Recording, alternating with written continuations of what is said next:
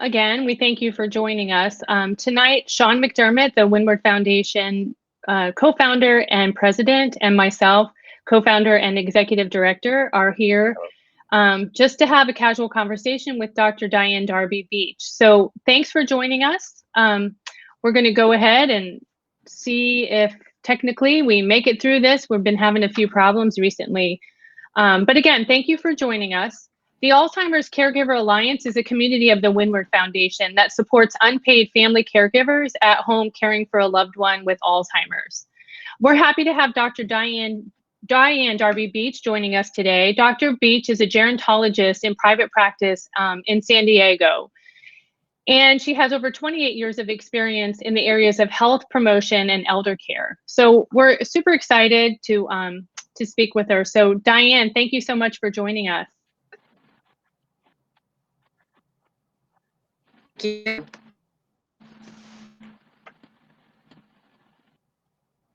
There's a little bit of a delay. Can you hear me, Diane?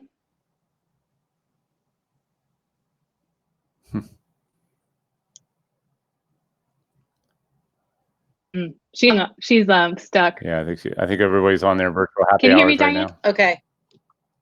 Oh, she's back. Yeah, I can hear you. Happy hours. I can hear you. Yes. Great. So thank you so much for joining us. We're so happy to have you.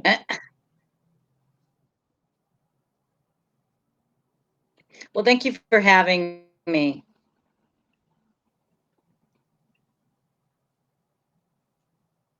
So we're going to just kind of try this, I think, with seems to be kind of overloading the internet right now, probably virtual happy hours and things. But Diane, you and I spoke earlier this week and really kind of share a concern for the family caregivers that are at home right now. We've been hearing so much about social distancing for a couple of weeks, but when it comes to our senior population, it really is what you called social isolation. You know, are the people that we care about the most and the most vulnerable are the seniors, and those that are caring for someone with dementia are just stressed out a little bit more than the rest. You know, so what are your thoughts on that? Well, you're absolutely right. They're already coming into this with a level of stress that's been probably going on for several months, if not years. And so now with this COVID-19 pandemic, we've just added another layer of stress on for them. You know, I always have been saying with all of this, there's a difference between social distancing and social disconnectedness. And we don't want our patients, our residents, our folks with Alzheimer's or dementia to be isolated or disconnected, but we certainly don't want our families to be that way as well. And it's a challenge, whether the caregiver's at home with their loved one or their loved one is in assisted living or in a skilled nursing facility. The isolation is still there, and it's a tough challenge right now. So Diane, so for much of your career, you've been training staff, caregivers, and counseling families coping with Alzheimer's and dementia. What would you say to family caregivers today who are or have lost access to critical programs and community services based on, you know, the current crisis? Well, it's worse than unfortunate that this has happened, and not just from a funding standpoint is that happening, but just from a safety and exposure standpoint. And so now, again, like I said before, the family caregivers have been isolated, and those services that they have so depended on to keep them from being isolated are now taken from them. And now they need to be more creative than ever in accessing help and staying connected. And that sometimes means, you know, the extended family stepping in or stepping up where they haven't before. And for the family caregivers to be okay about asking for that additional help. Very, very crucial. And as we've always said, and as you two both know so painfully, that, you know, the caregiver ends up being our secondary patient. 70% of the time they end up becoming ill because of the stress of the caregiving. So now with the pandemic, they are even more isolated and more stressed and really need to be okay with A, asking for help, and B, accepting accepting help when it's offered to them. Have you seen some creative things that people are doing, that your patients are doing and their extended families have been doing to reduce that isolation?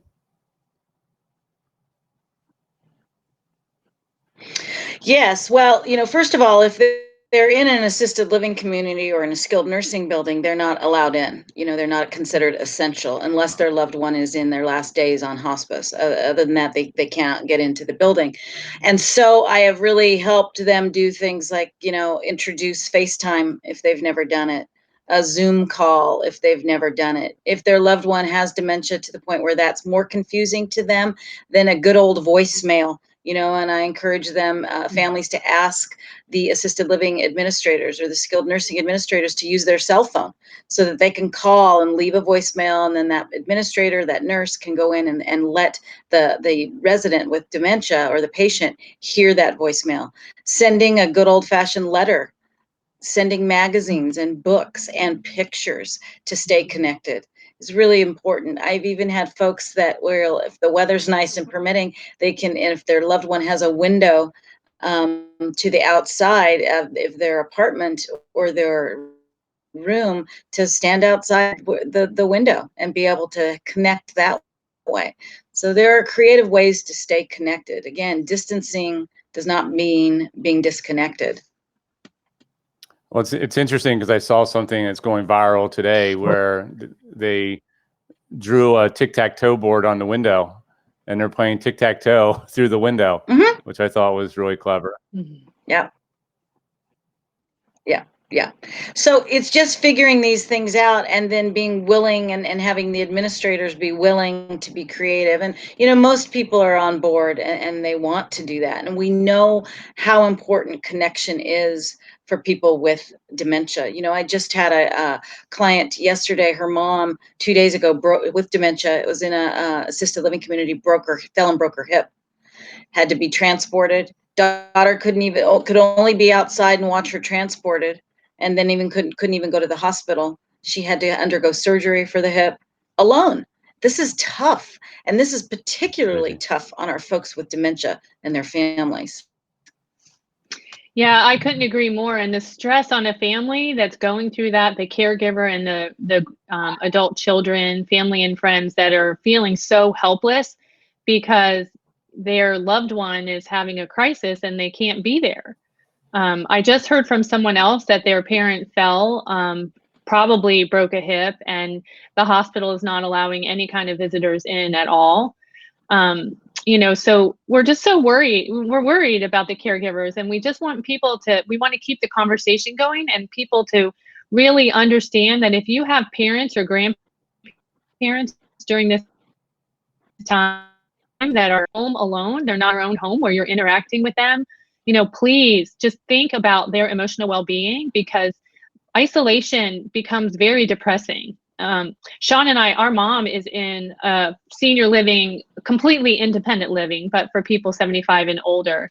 And, they went through the same process as everyone else. First, it was no visitors. Then it was, no one coming in or out at all before you could come in and drop things off. But then they were like, no, if you want to drop something off, it has to be dropped off outside the door, and you'll just have to call the office and they'll come out and get it. And now it's, they're not allowed to leave their apartment. So I remember, like, the second day this week, my mom was like, it's been 2 days. This is really, really hard. But what we're seeing is some of these senior communities are also getting creative. So they're allowing people to open their apartment doors. They're playing music in the hallways. They're finding ways to engage in a creative way so people feel connected, because that's what we worry about so much. In the case of our mom, she's now allowed to call downstairs and make an appointment to go out of the building and take a walk if she wants to walk. So that's important.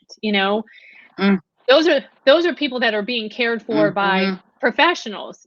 Our biggest concern is the families that are at home, mostly spouses that are caring for their loved one with dementia, that the respite that they received when they were able to take their loved one to daycare, to adult day for dementia, or community services to the senior center, they're not getting Mhm. out of the house. They're not getting any kind of break at all. And so, we just want people to think about that and kind of keep that conversation going strong.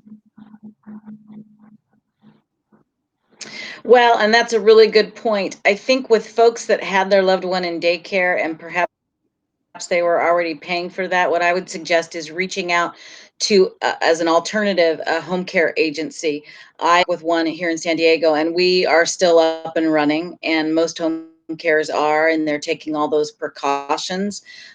But someone can come into the home who's, and of course you've got to make sure that agency is going through the right screening process, making sure they're doing well checks with the caregivers, that they're taking their temperature before and after shift, and then have that person be able to come into the home and provide a respite, a break for the family, and be able to provide some kind of meaningful engagement with the person with dementia, and that can just be, you can have a meaningful experience with a conversation. And that means, that person-centered care and making sure that caregiver knows something about that person with dementia.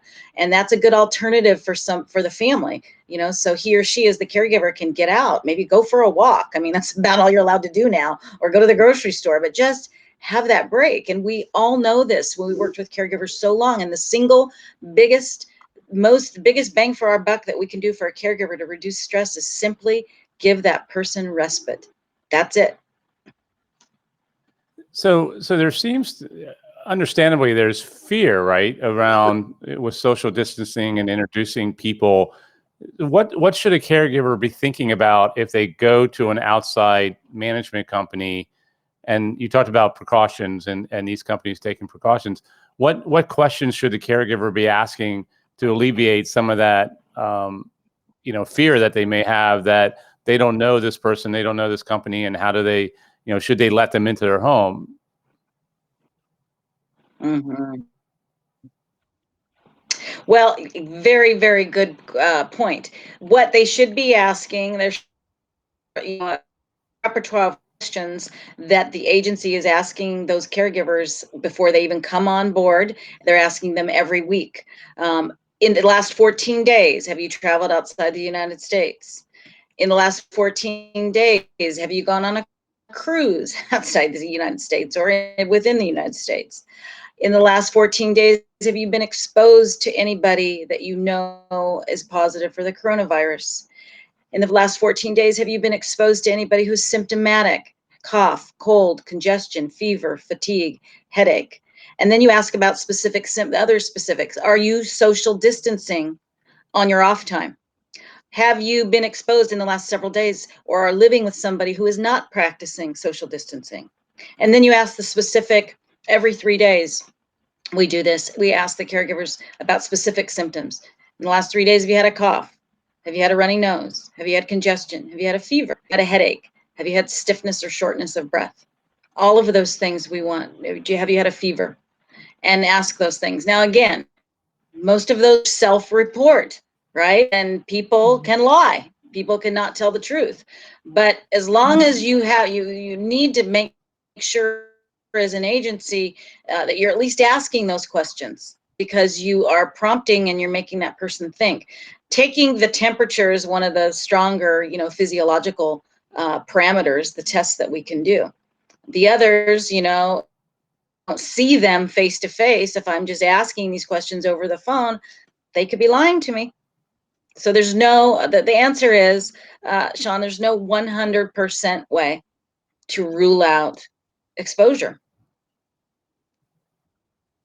Sure. So we've been speaking to experts about telemedicine and teletherapy. Do you have any suggestions on how families can encourage their parents to take advantage of telemedicine and teletherapy and this technology, especially when a lot of this technology is foreign to the caregiver, right? Because a lot of these caregivers are older and may not understand the technology as much. Do you have any suggestions on how people can take advantage of telemedicine? Because a lot of restrictions are being dropped in states to allow doctors to use telemedicine, but at some point the caregivers have to take advantage of it. Any suggestions there? That's a great question, a great point. I think that this is, a really opportune moment to be talking to older adults about this. And of course, we're talking about older adults who still have cognitive capacity for the most part, to be able to entertain this conversation, to be able to reason with them in terms of, using this technology for medicine. But doctors, physicians, family members, adult children like you two, a great opportunity to be talking to your mom about this. She's still cognitively there in independent living, but she could definitely take advantage of telemedicine. And this, because she understands what's happening around her with this pandemic, you can relate that, and you can reason with her now, and it's a great learning opportunity. It's a great environment. This is all around us. I believe now, as a result of this, so much of our work is going to change. Everybody's work is going to change. Our perspective on it will change. And in terms of telemedicine, I've been using this technology for a long time. Now, I'm not a clinical person. I'm doing things like organizing care and coaching families and doing consulting and counseling, but there is nothing I can't do via a Zoom call, right? So this is going to change the way we think about medicine. So in terms of talking to older adults, the older adult is generally, I would say at this point, it's somebody that is not cognitively impaired. The one thing that I think is really in our favor in this arena of telemedicine and teletherapy is the fact that families, adult children at a distance, can participate in these visits, right?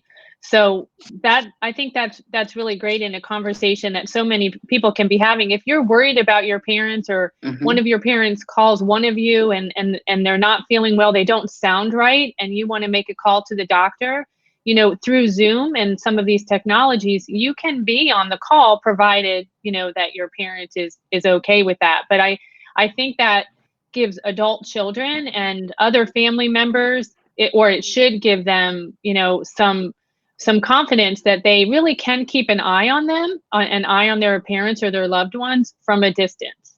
Because otherwise, you're just going by what they're telling you on the phone.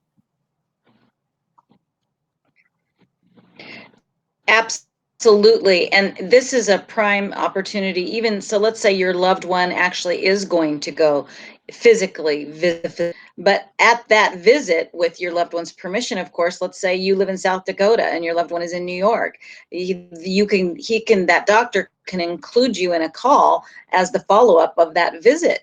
Because a lot of times what family members are with is, well, that's how mom said the visit went, but I'm not sure that's how. These are the instructions he said he gave me. I'm not sure exactly what he said. So, being in a conversation and being included in that's super important for families. And yes, this technology fits beautifully into that.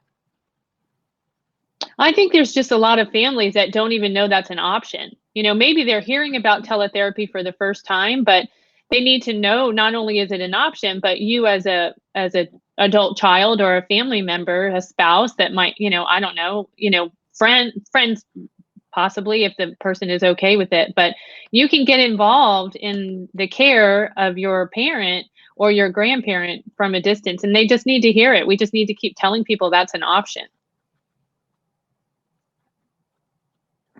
Absolutely. And education is everything, and profiling this and making it available and exposing it. And so people are exposed to it and they understand that is there and it is available. You're absolutely right.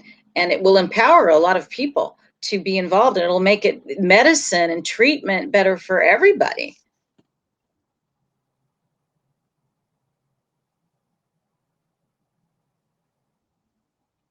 Absolutely. I think, again, there's a little bit of a delay here. Another thing that I think is important right now with our parents and grandparents that are isolated is there's to really involve the grandchildren if possible, right? The grandchildren probably are dealing with their own kind of stress if they're normally involved with their grandparents and suddenly they're not allowed to see them anymore. And, there's fun. You can do art together on Zoom. You can do things together with your grandchildren and be super intentional about that. And I think that Mhm. those types of activities would help the family caregivers that are at home that are missing their loved ones. I think that's a big, kind of stress reliever also. Well, absolutely. And the intergenerational part of this is also very important in keeping it. And so while you have the families, the grandkids are able to interact or see their grandparents getting on a Zoom call again, doing art. I had a friend tell me the other day that they called uh, because now all the kids are being homeschooled, that their son had a problem with his algebra and only grandpa understood how to do it. So they got him on a Zoom call, and he walked him through his math. So those kinds of things are important. On the other side of it is that you can have the grandkids, let's say a parent is living with a family, right? And now the kids are home from school and they're being asked to participate more in the care Mm. of grandma or grandpa in the home. And we have to figure out how to do that in a way that's positive and help them realize that this is a cool thing, and maybe it seems hard right now, but now you have an opportunity to get to know your grandmother or your grandfather a little bit better. You're not running out, you're not the teenager that's, they're never home kind of thing. Now they're home. Yeah. Yeah, I know it's one thing about this scenario, this whole situation has been kind of a silver lining, at least for me, is that I have three, adult daughters, and one's a senior in high school, and one's two in college. And one of them's back from college, and the other, the high school one, is here, and we, nobody's overbooked anymore, right? These kids are so overbooked on things and activities. Yeah. So we get to spend a lot of time together. And I think coming out of this, that's a really important point of these kids can actually bond with their grandparents that they really haven't been able to because they've been so overbooked with activities. And so that's a really positive thing, and good to be able to take advantage of this time to do that.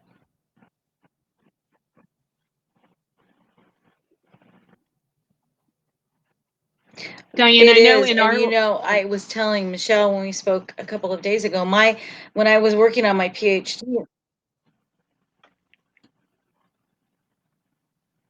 Go ahead. no, go ahead. There was a delay.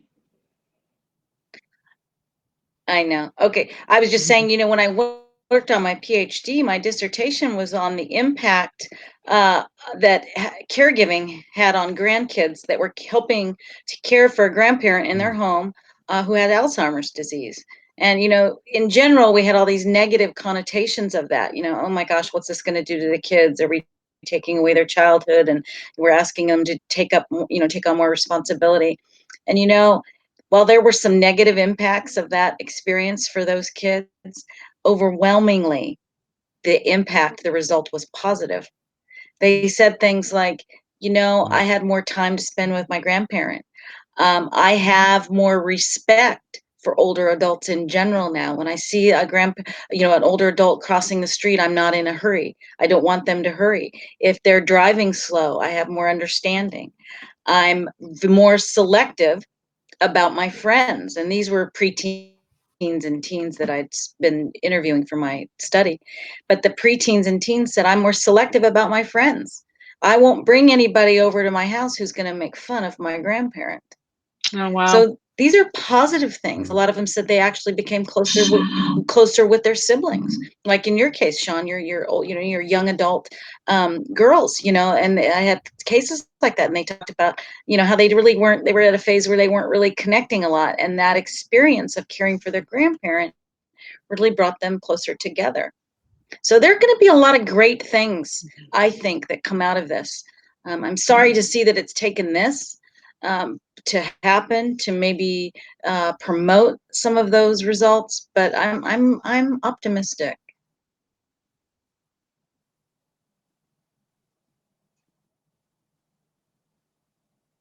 Yeah, for sure. I know we are too. We're very optimistic. I think we all have an opportunity, a tremendous opportunity to come out of this with some tools to use for the caregivers that we support that will really help them long term. And, one of the things that we've done, we sponsor memory cafes, normally in person. We've switched those over to virtual.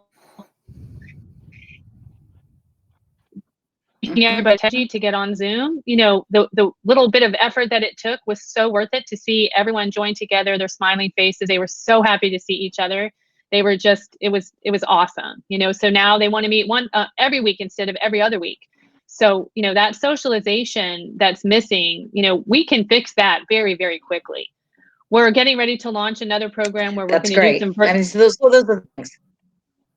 Right. We're getting ready to launch another program where we're going to do some virtual art classes for caregivers. Again, I think if you have grandchildren at home or not, they can be included in this, and they can just kind of, that's the respite we can offer now. But if we look forward and realize the respite that we're learning how to offer now virtually is still going to help a huge population of people that weren't getting out of the house before. Right? They just weren't. Absolutely. Yeah, good things to come. And I think what will happen is now we'll take this technology, and of course, I would never want to entirely eliminate face-to-face interaction. As you might tell, I'm a pretty social person and I'm having a tough time. So I would not want to limit that really for people entirely, but we can create more of these hybrid programs where, like with a memory cafe that you're doing, maybe you meet face to face one week and then the next week you do it virtually, and you switch off every week, so that in the long run, you're actually meeting more than maybe you could face to face. And we see that phase because, that would be a great opportunity because of getting space and getting a place and getting a facilitator to come out, once a week. Maybe they say, okay, we can do it twice a month, face to face, but let's do the other two virtually.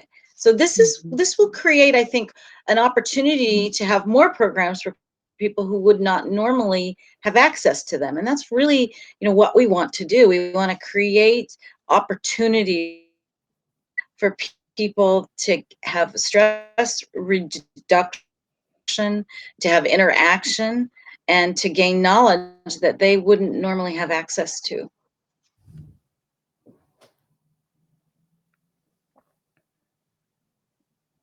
With this delay, I keep feeling like I was interrupting you, Sean. Did you have something? No, I'm just listening. Agree totally. I think that I'm an optimist, right?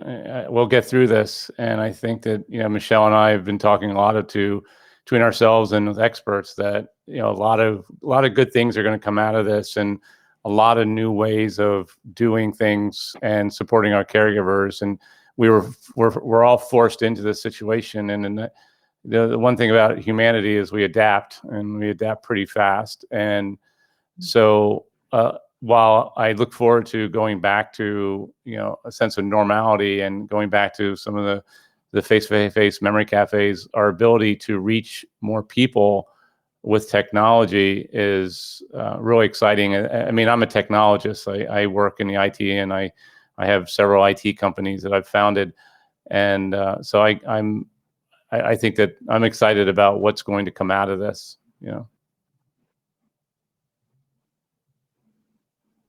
Well, me too. And by the way, can I call you for consulting?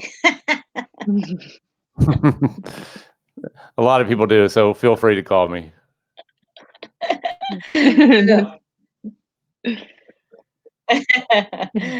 Well, I think that, again, we're on especially with dementia care, and, we're right at the bottom of the funnel that's about to just explode.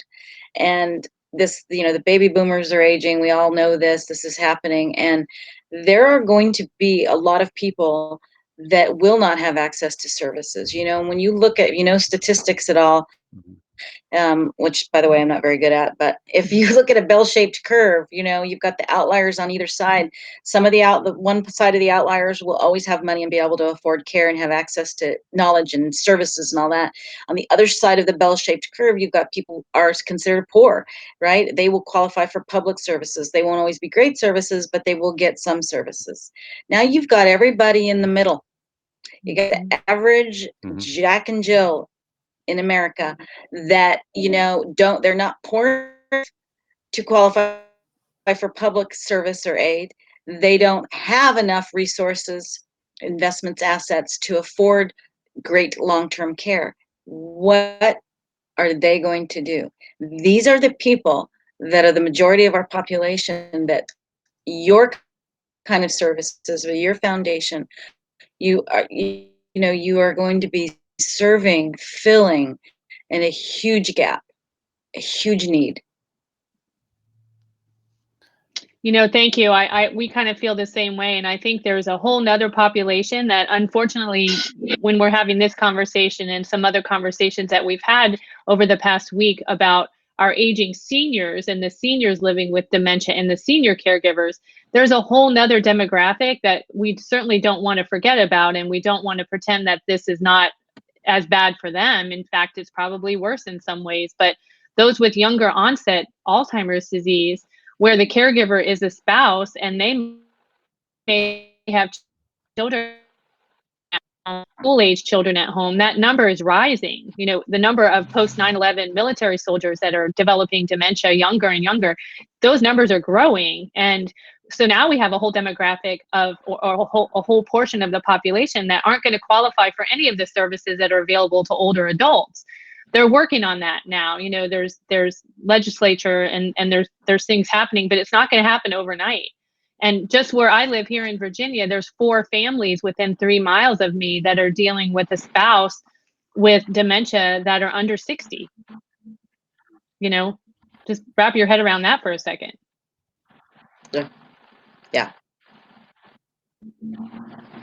You're absolutely right. And that's a whole separate, group that has its own challenges. And like you said, 9 times out of 10, you've got that spouse who still is working or will need to work because the ill spouse can no longer work. They maybe have a college education now to think about, and all of these challenges, very, very tough. Lots of folks with traumatic brain injury, like you said, coming home from Iraq. That's another population. And so this whole thing, I think about this entire conversation is, health and cognitive, and to not have it in the midst of some other crisis is so much more difficult. It's difficult for the 3 of us, and we're managing professions and families and this and that. But imagine the person, the family, which the people you're serving right now, they're dealing with this pandemic, and they've got this huge layer of dealing with it, period. So I'm very concerned. I'm optimistic, but I am very concerned about the effects of this. And, I really honestly, I'm a public health person. That was my first graduate. I'm watching this happen around me and thinking, this is the stuff we studied, and now it's happening. And just hoping we come out of it sooner rather than later. Yeah. So, Diane, I think we're going to wrap this up. I think people are trying to do all kinds of happy hours, which is causing our delay in family meetings, which is what we're encouraging. But before we do that, you and I talked about how important it is for all of us in this industry to work together. We're here to support the caregivers. You support families and the actual people with dementia. But, tell us a little bit about Help Me With Your Parents, and, are you available? I know you do phone consultations. Is that only in the San Diego Bay Area, or are you available nationwide? Just let me know before we wrap this up. No, no, thank you for asking. So Help Me With My Parent, and you can reach me on my website, helpmewithmyparent.com. I'm a gerontologist. I do family coaching, counseling, around dementia and around a variety of elder issues. I do a lot of training in the assisted living communities in the home care agency, vetted vendor in California, but I can certainly provide that training otherwise. My phone consultations, I can do it worldwide. I have a client in New Zealand right now, so it doesn't have to be just go.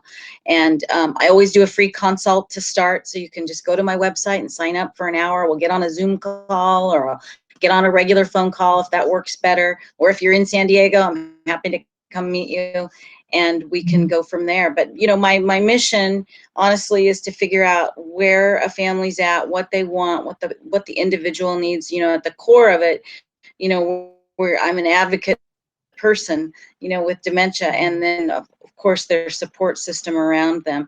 So yeah, and I'm really very much about being a team player. There are a lot of services out there, and we need to work together to help our folks, because at the end of the day, that's what this is about, is helping people. I've seen too many people go through this alone, and that's my goal, is to make sure people know you are not alone. You're not. Yeah, I think, you know, one of the things that, and I know I'm saying it now with this crisis going on now, that we're all in this together, but, you know, Michelle and I have been saying that for years, right? When it comes to Alzheimer's, we're all in this together, because the statistics are not in our favor as a society, and we have to help each other through this. So we appreciate your time tonight. It was a pleasure meeting you. Pleasure to meet both of you, and thank you for the work that you do. And I look forward to more conversations and work together. And you know, I really think there's an opportunity now to get more of a handle on this, and to help people through it. You know, get through it the best that they can with the least amount of scarring.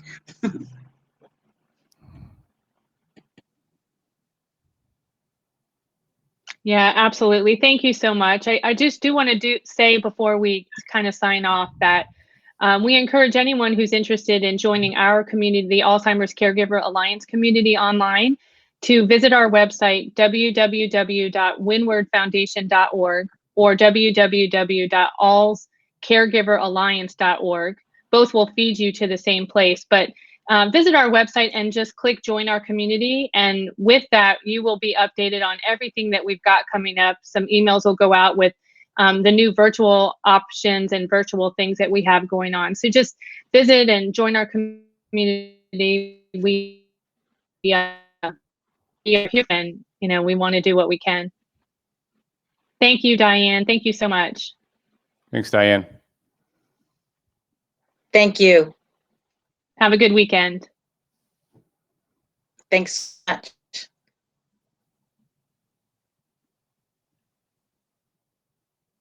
You too. Safe.